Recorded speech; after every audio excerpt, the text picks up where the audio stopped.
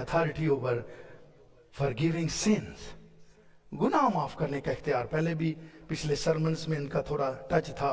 खुदा कादर को गुनाह माफ करने का इख्तियार था।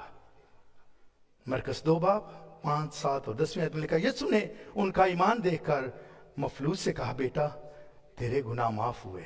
सन, योर सिंस आर फॉरगिवन। मगर वहां बाज फकी जो बैठे थे और वो अपने दिलों में सोचने लगे कि ये क्यों ऐसा कहता है, एक इंसान होकर कैसे कहता है कि तेरे गुनाह माफ हुए। कुफर बकता है, ये कलाम के मुताबिक नहीं है, कुफर बकता है। खुदा के सिवा गुनाह कौन माफ कर सकता है? लेकिन इसलिए कि तुम जानो कि इब्ने आदम को जमीन पर गुनाह माफ करने का इख्तियार है, क्योंकि वो खुदा कादर है। एक बच्चे का नाम खुदा रखना, खुदा का मीन माइटी। आप देखें, अगर बच्चा पैदा भी नहीं, अगर एक दिन का हो तो उसको कहें जी ये माइटी किड है। माइटी हो तो हिलने भी नहीं दिया बच्चा, तो माइटी किड खादा है। यीशु मसीह के लिए ये पेशन गोई की गई है, माइटी गॉड। लूका 7 में लिखा है 48 वर्स, और उस औरत से कहा तेरे गुनाह माफ हुए। इस पर वो जो उसके साथ खाना खाने बैठे थे अपने जी में कहने लगे, ये कौन है जो गुनाह भी माफ करता है। तीसरी आयत जॉन चैप्टर 8 वर्स 8 में लिखा है, और फिर झुककर जमीन पर उंगली से लिखने लगा। वो ये सुनकर बड़ों से लेकर छोटों तक एक एक करके निकल गए और यीशु अकेला रह गया और वो औरत वहीं बीच में रह गई। यीशु ने सीधे होकर उससे कहा, ऐ औरत, ये लोग कहां गए? क्या किसी ने तुझ पर हुक्म नहीं लगाया? गौर से सुने, उंगली से क्या लिखा था?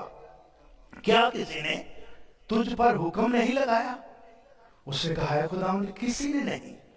यीशु ने कहा, मैं तुझ पर हुक्म नहीं लगाता, जा फिर गुनाह ना करना।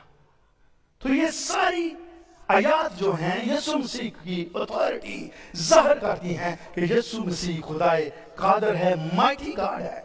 इसलिए उसको गुनाह माफ करने की मेरे जीजो इजाजत थी, गुनाह माफ करने का इख्तियार था, क्योंकि इंसान जो है वो गुनाह माफ नहीं कर सकते किसी के। इसीलिए मेरे जो लिखा गया है, ये जो मफलूज आया है उसको भी कहा है तेरे गुनाह माफ हुए हैं।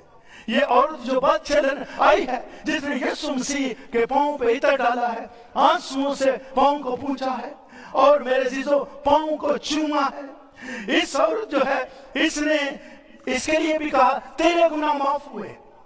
और इसी तरह वो औरत जिसको पकड़ कर लेके आए थे कि ये ज़िना में ऐन वक्त पकड़ी गई है, लेकिन लिखा है कि यीशु मसीह कुछ उंगली से निकलने लगा और सारे पत्थर फेंक कर चले गए।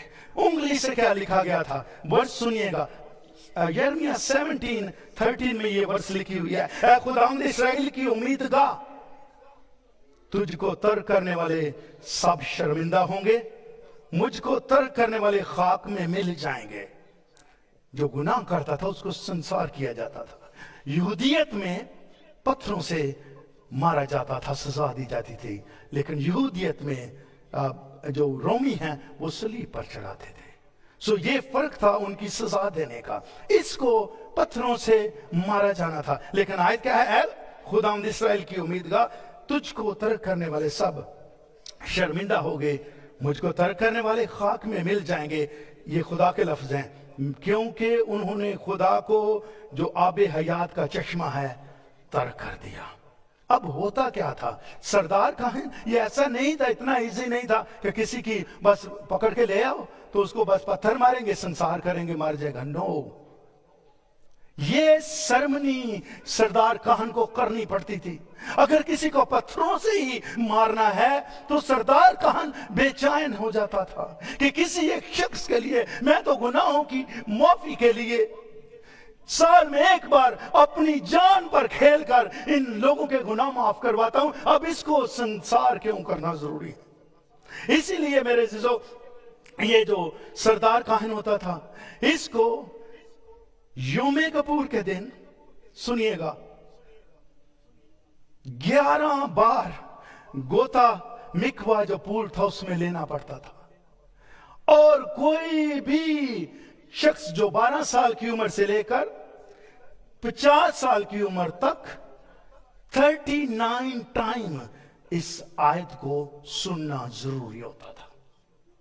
अगेन, संसार करने से पहले सरदार काहिन जो है उसको मुसीबत पड़ी हुई होती थी कि मैं ये बहुत मुश्किल है कि किसी की जान मेरी आंखों के सामने ली जाए।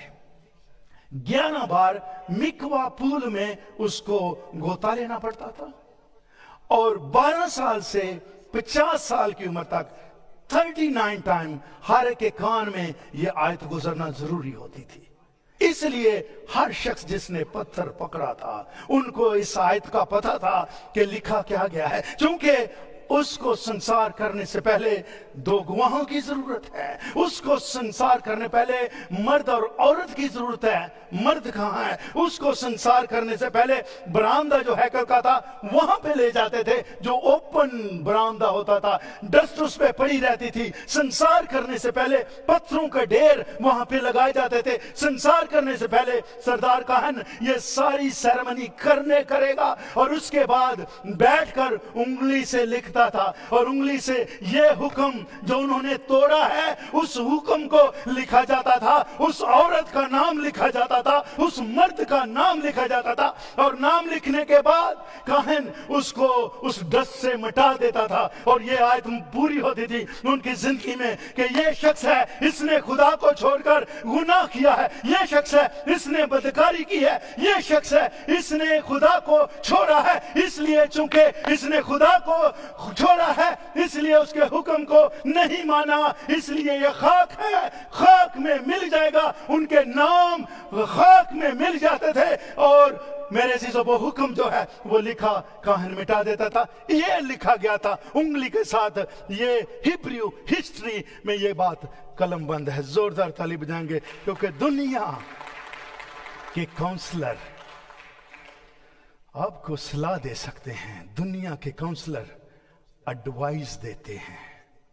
मेरा और आपका काउंसलर यीशु मसीह बदल देता है। फिर गुनाह ना करना। उसको कहा है तेरे गुनाह माफ हुए, उसको कहा तेरे गुनाह माफ हुए। इस औरत को कहा फिर गुनाह ना करना। यीशु मसीह बदल देता है, वो सिर्फ मशवरा नहीं देता।